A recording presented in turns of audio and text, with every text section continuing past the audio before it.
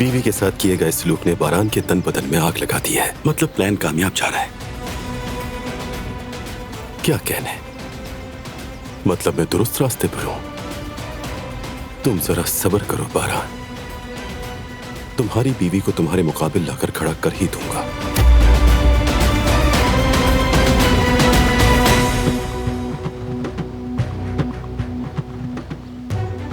क्योंकि अब मेरा सब्र खत्म हो चुका है।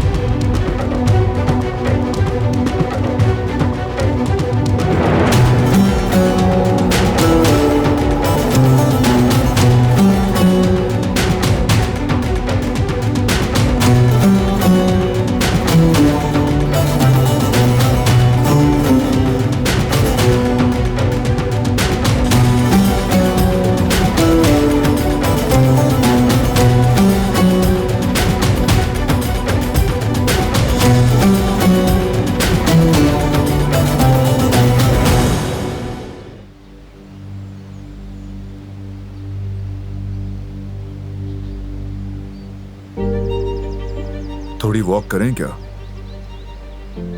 थोड़ी थक गई हूं मैं, कमरे में जाना चाहती हूं बस। दिलान, मेरी तरफ देखो।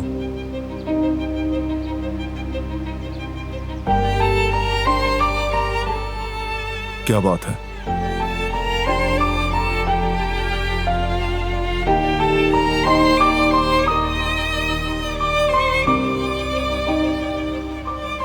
कुछ हुआ है क्या?